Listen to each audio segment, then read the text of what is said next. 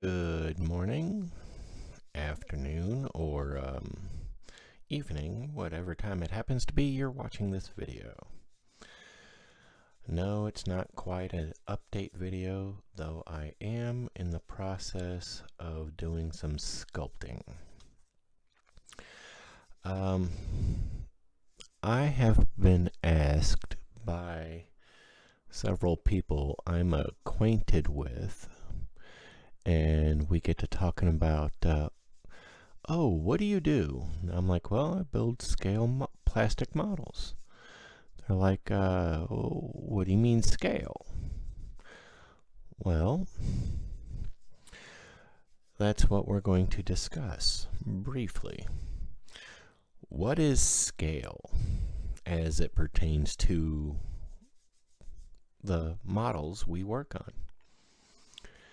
Well, it is simply defined as adjustment to or standard of measurement.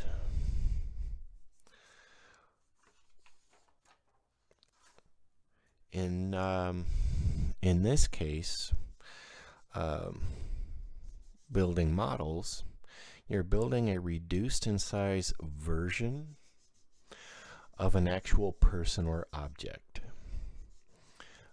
Cars, trucks, planes, armor, sci-fi, and even people reduced and replicated in size. This is the scale and scale model building.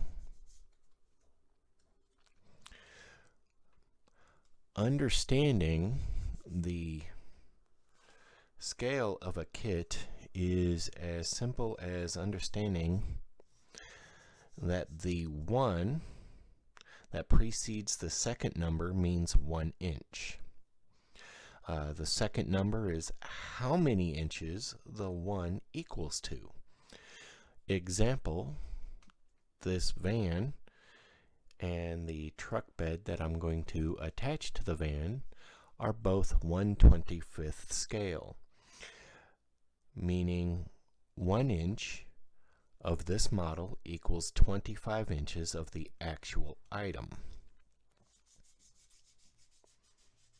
So if, for example, that boat I showed, if I build a boat in 1/25th scale that is 6 inches long, that means the actual boat is 150 inches long, or 12.5 feet, 12.5 feet long. The reason I loved 1/25th scale so much is the conversion is easier for me to follow. What do I mean by that? Well, 1/25th scale is an easy form of metric instead of standard measurement. Don't get me wrong, or don't misunderstand me. If I'm working on an actual vehicle, like working on my car, I like everything to be standard for my tools. But I digress. In 1/25th scale, where 1 inch equals 25 inches, the breakdown is 1 inch is 2.5 centimeters, or 25 millimeters. Therefore, 1 millimeter represents 1 actual inch. An example would be given a man who is 5 feet 10 inches tall, scaled down. Well, you start by converting the height into inches. 5 foot 10 inches equals 70 inches. Now take that 70 inches, realizing a millimeter in 1/25th scale equals 1 inch. 70 inches is now 70 millimeters, because 1 millimeter equals 1 inch. This means the man who stands 5 feet inches tall in 1/25th scale is 70 millimeters tall, or 2 3/4 inches. So remember, in scale model building, no matter the scale, 1 equals however many inches the second number is. Whether it be 1/4 scale or 1/25th or 25,000th scale and beyond, 1 inch always means however many inches the second number is, or 1 inch equals however many inches the second number is. And also remember, the bigger the second number, the smaller the scale of the model. Now, a lot of people, and I have seen many people try to make this assertion, but they say, no, that simply means, well, if you take, this van, in 1/25th scale, they're saying you take 25 of these vans, model vans, line them up bumper to bumper, they would equal the length of the actual van. Well, the next logical conclusion is if they're bumper to bumper lengthwise and it takes 25 of these models to equal the length of the actual van, then corner to corner it should be 25 vans would equal the width, or the diagonal measurement, or you place them side by side, it would be 25 across. Therefore, this is actually scaled down a 25th the size of the actual vehicle. It's I want to say typical, but I don't want to. It's standard, or it's common understanding that the human brain will see something. We get used to something like a quarter of a dollar is 25. Then you associate that, well, okay, well, 1/25th means quarter, so therefore it can't mean, no. It literally means you've reduced the actual van, in this case, 25 times to get to this point. And that's all it is. It's real simple and easy to follow. So, no matter what, let's look at 1/72nd scale, because I mentioned I have two favorite scales: 1/25th scale in cars and trucks, and 1/72nd scale in most armor and all my aircraft. In 1/72nd scale, 1 inch equals 72 inches. So therefore, a figure standing 1 inch tall, like most of your pilots or something like that, or even ground crew, they standardize them and everybody stands 1 inch. It means everybody is 6 feet tall.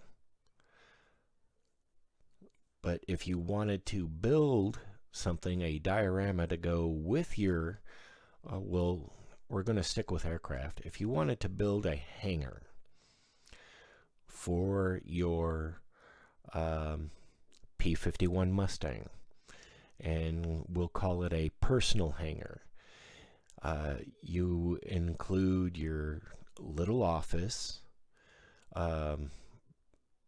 restroom facilities or whatever, just a small little private hangar. Remember, 1 inch equals 72 inches, or 6 feet. Therefore, half an inch equals 3 feet. A quarter of an inch equals 1.5 feet. And you just keep reducing it in size. And it's a little bit easier thinking of it in those terms, doing it in increments like that. So if you wanted a we'll say a 48-foot wide hanger. Well, no, that wouldn't work with P-51 because of its wingspan. Let's say a 72-foot hanger. You real easily break that down, 72 feet into inches, and then you break that down again into where you're at. How many sixes does it take to get to 72? Well, if 6 times 6 is 36, that means 6 times 12 is 72. So therefore, you're going to have a hanger that is 12 inches long, or 12 inches wide, we'll make it a perfect square. It's 12 inches wide by 12 inches deep.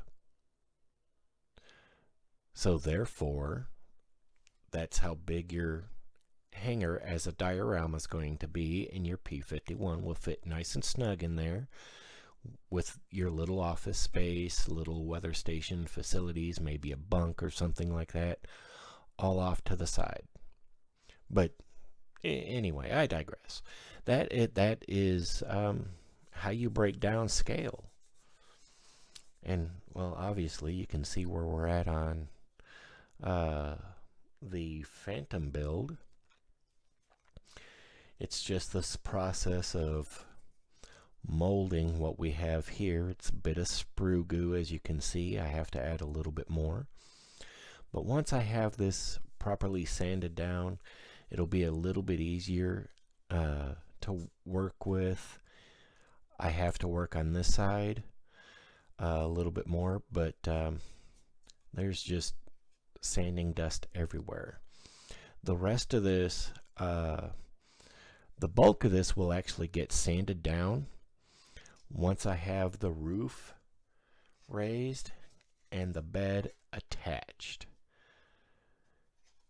Yes, it looks weird, but it's weird on purpose because I'm going to be doing or attaching the sidewalls first. Sidewalls of the raised roof first.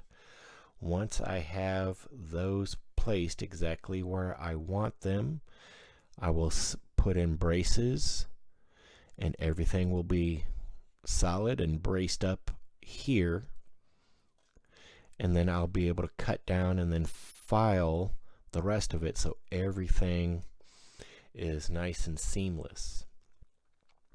As you can see, I braced up the inner wall here, which,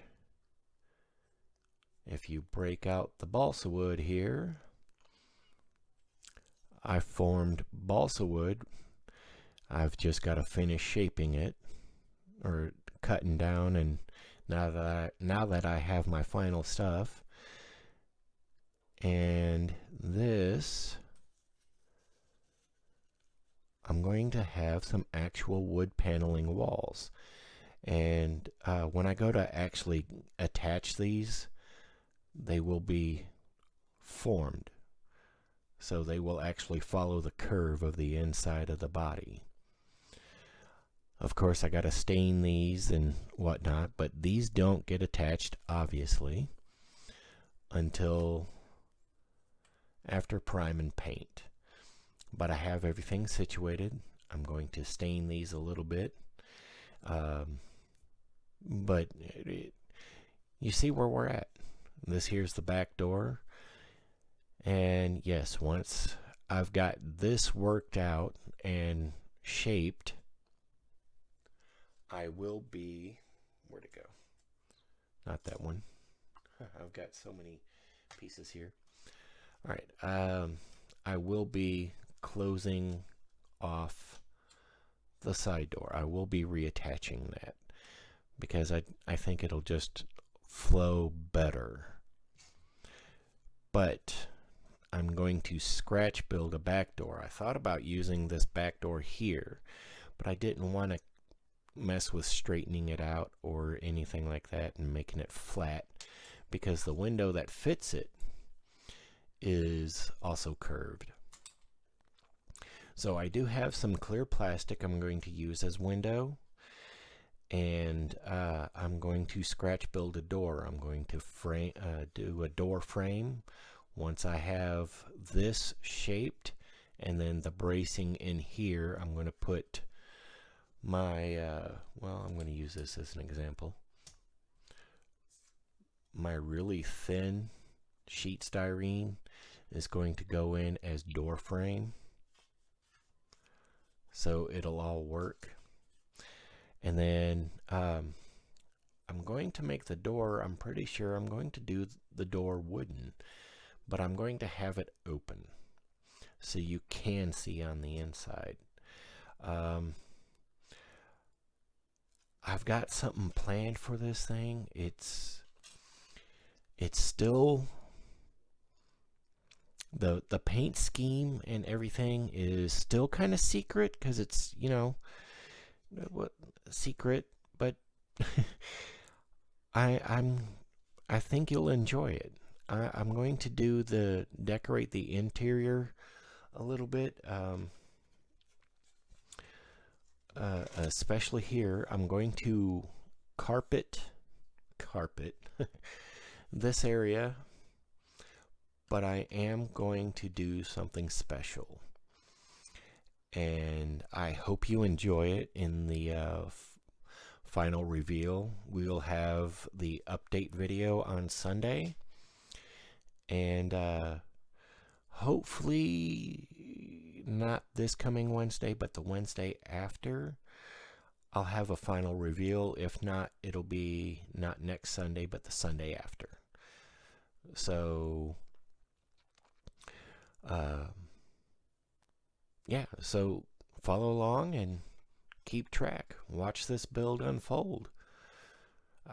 Again, it's my build process, and I'm sorry, but it's a little confusing and obviously a little messy, but I pretty much know how and where everything is and how it's going. But anyway, so this is Eric with His and Hers Hobby Headquarters. Have a good day.